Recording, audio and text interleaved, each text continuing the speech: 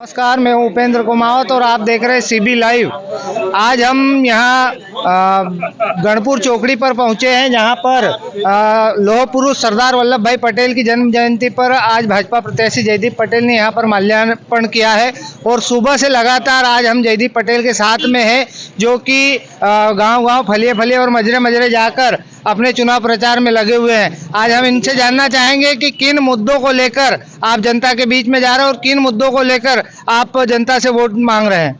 देखिए, भारतीय जनता पार्टी ने 2003 से भारतीय जनता पार्टी की सरकार रही और मात्र 2003 से 20 साल हो गए और 2.5 साल का मौका मिला था भारतीय जनता पार्टी को। यहाँ कांग्रेस के विधायक सुरेंद्र सिंह हनी बघेल, जो 10 साल से विधायक है, 2013 से बने थे, उनके मुद्दे को लेकर हम नीचे तक जा रहे हैं।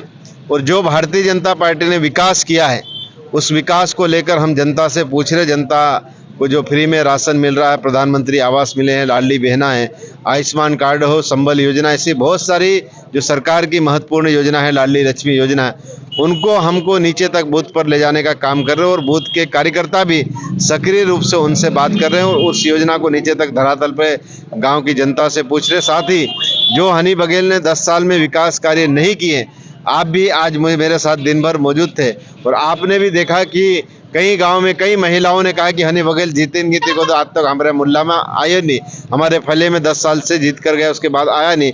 और विशेषकर जो नर्मदा डूब प्रभावित क्षेत्र में मैं आज दौरे पर था, वहां पर 580 का मुद्दा आया, क्योंकि भगवान हर किसी को एक बार मौका देता है।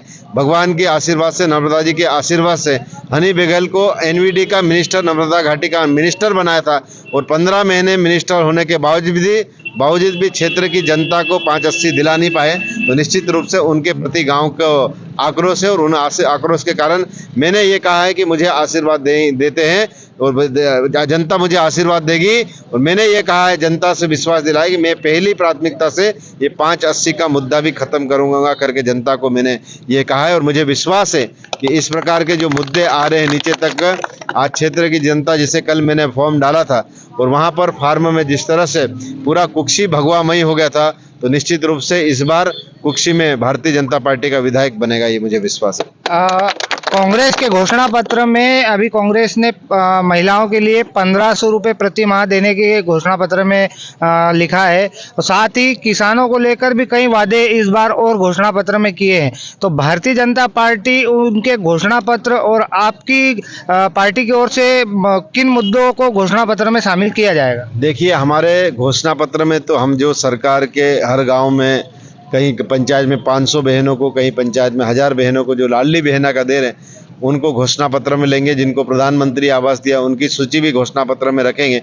और संख्या के तौर पर जो सरकार की योजना का लाभ मिल रहा, उनको लेंगे। लेकिन ये कांग्रेस 1500 के फॉर्म भरवा रही थी, अब कांग्रेस के पास मुद्दा नहीं बचा। कांग्रेस किसानों का कर्जा माफ आज भी बोल रही करेंगे, जब कई किसान डिफाल्टर हो चुके कांग्रेस की सरकार में, और कांग्रेस आज भी कह रहे कि हम ये सरकार का कर्जा माफ करेंगे। तो निश्चित रूप से कहीं न कहीं जो 15 महीने का कार्यकाल कांग्रेस का रहा, तो निराशा का भाव आज मुझे देखने को मिला है। और जनता भी, विशेषकर आदिवासी समाज की जनता भी कांग्रेस को नकारात्मक भाव से देख रही है।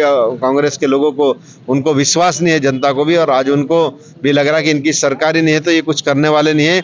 इसलिए बदलाव का परिवर्तन है आज क्षेत्र में। जिस प्रकार से आपने कल नामांकन दाखिल किया और जिस प्रकार से जन सैलाब था आपकी नामांकन रैली में, क्या इस जन सैलाब को वोट के परिवर्तन में माना जाए? देखिए, ये तो भारतीय जनता पार्टी का कार्यकर्ताओं को मैं बधाई देता हूँ। और कौन अपना कौन पराया, ये कल कार्यकर्ताओं को भी पता चल गया। भारतीय जनता पार्टी ने भगवा की रैली निकाली और कांग्रेस ने व्हाइट टी शर्ट की रैली निकाली, और कौन किस में गया ये आप और हम सब ने देखा है। लेकिन कहीं जिस उत्साह से कल कार्यकर्ता भगवा रैली में शामिल हुए, निश्चित रूप से भारतीय जनता पार्टी के जो बूथ पे रहने वाले कार्यकर्ता है, पंचायत पे रहने वाले कार्यकर्ता है, जो फले में निवास करते वो कार्यकर्ता की देन से इतनी बड़ी संख्या में रैली में उपस्थित हुए हैं। और मैंने तो कांग्रेस से भी कहा है, ये तो अभी ट्रेलर की शुरुआत हुई, अभी पिक्चर बाकी है। और मैंने तो ये भी कहा है कि जिस दिन भारतीय जनता पार्टी के, हमारे उत्तर प्रदेश के मुख्यमंत्री योगी आदित्यनाथ कुक्षी में सभा को संबोधित करने आएंगे, उस दिन से ये जीत का निश्चय हो जाएगा। भाई, आप ग्रामीण में जा रहे हैं, जनसंपर्क कर रहे हैं, किस तरह का रिस्पांस है ग्रामीण जनता का आपके प्रति? देखिए, मेरे प्रति गांव की जनता का अटूट विश्वास है और मैं ये समझ सकता हूँ कि हनी बघेल को आदिवासी बोलते भी नहीं आती। आज 10 साल से विधायक है, उसको ये भी नहीं पता है कि कौन सा फलिया किधर है, उसको गांव में कितने फले हैं 10 साल में, उसकी ये भी जानकारी। मैं तो उससे 10 साल का हिसाब नहीं ले रहा, मैं तो उससे 30 साल का हिसाब ले रहा हूँ। उसके पिताजी भी 4 बार विधायक रहे और वो खुद भी 10 साल विधायक रहे, वो खुद भी मंत्री रहे और उसके पिताजी भी मंत्री रहे, और फिर भी कुक्षी विधानसभा आज के ज़माने से 10 से 15 साल पीछे है। आज कहीं ना कहीं मिनिस्टर रहते तो कुक्षी में एक बड़ा उद्योग लग सकता था, कपास का उद्योग हो सकता था, मिर्ची का उद्योग हो सकता था, हमारे पलायन रुक सकता था, लेकिन उन्होंने कभी भी सोचा नहीं। केवल 5 साल तक 5 साल के लिए वोट मांगने जनता के पास में देता। और कुक्षी विधानसभा की जनता इस बार समझ चुकी है कि हमको परिवर्तन करना, और उनके मन का भाव ये है कि भारतीय जनता पार्टी का विधायक बने।